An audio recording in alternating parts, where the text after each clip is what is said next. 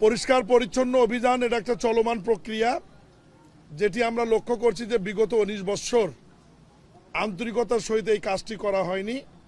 আমি ঠিক 1 ঘন্টা আগেই হাতিরঝিলে ছিলাম, সেখানেও পরিষ্কার অভিযান চলছে এবং একটা সুন্দর বিনোদন কেন্দ্র যেটি লক্ষ হাজার কোটি টাকা খরচ করে নির্মাণ করা হয়েছিল, সেই হাতিরঝিলটি এমন এক অবস্থা করে রাখা হয়েছে যেখানে বিনোদনের জন্য কারো যাওয়ার অবস্থা নাই, সেখানেও কাজ চলমান আছে।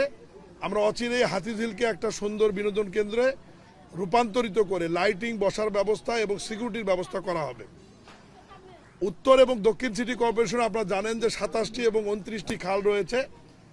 আমরা বর্ষা মৌসুমকে মাথায় রেখে এবং ডেঙ্গুর প্রাদুর্ভাবকে মাথায় রেখে আমরা এই ছোট খাল এবং বড় খালগুলি আপাতত ময়লা আবর্জনা এবং স্লাচ অপসারণের কাজ হাতে নিয়েছি। এরপরে আমরা 2টি কমিটি করে দিয়েছি।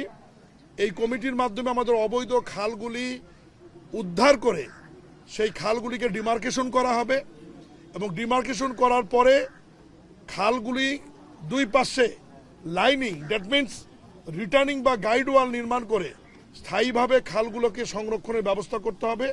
এটা আমাদের নগরবাসীর স্বার্থেই করতে হবে, কারণ এই 27টি এবং 29টি খাল উত্তর এবং দক্ষিণের যদি আমরা সংরক্ষণ করতে না পারি, আমরা যদি ডিমার্কেশন করে লাইনিং করে যদি সচল রাখতে না পারি, এই নগরটি বসবাসের অযোগ্য হয়ে যাবে। দ্বিতীয় কথা হচ্ছে, আমাদের উভয় সিটি কর্পোরেশনে এক্সিকিউটিভ ম্যাজিস্ট্রেট রয়েছে।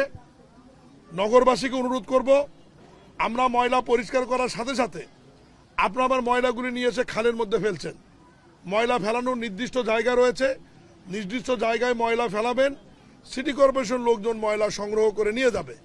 এরপরে যদি কোনো বাড়ির মানুষ তার বাড়ির সামনে খালের উপরে বা মধ্যে যদি ময়লা আবর্জনা ফেলে, আমাদের নির্দেশনা দেওয়া আছে, সিটি কর্পোরেশনের এক্সিকিউটিভ ম্যাজিস্ট্রেট সাহেব আসবেন এবং বিধি মোতাবেক তাদের জরিমানা করা হবে। আমি এটা অনুরোধ করছি যে জরিমানার মধ্যে না থেকে আপনারা প্রশাসককে, সিটি কর্পোরেশনের কর্মকর্তাদের সহযোগিতা করেন।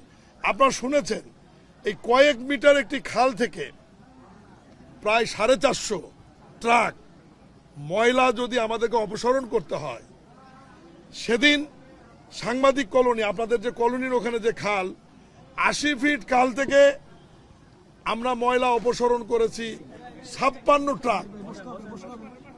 কি পরিমাণ ময়লা আবর্জনা এই খালের মধ্যে আছে! এই কারণেই অতিরিক্ত বৃষ্টি হলে এই ময়লা আবর্জনাগুলো খাল এবং পানি নিষ্কাশনের ড্রেনগুলো বন্ধ করবার কারণে বিভিন্ন জায়গায় জলাবদ্ধতা তৈরি হয়। এই কারণে আমি অনুরোধ রাখবো, আমরা আমাদের কাজ করছি, আপনারা অনুগ্রহপূর্বক আমাদেরকে সহায়তা করবেন, মানে আপনাদের মাধ্যমে নগরবাসীকে অনুরোধ করব। আর এই কাজ আমাদের চলমান থাকবে, অব্যাহত থাকবে যতদিন সিটি কর্পোরেশন থাকবে, প্রশাসক থাকবে।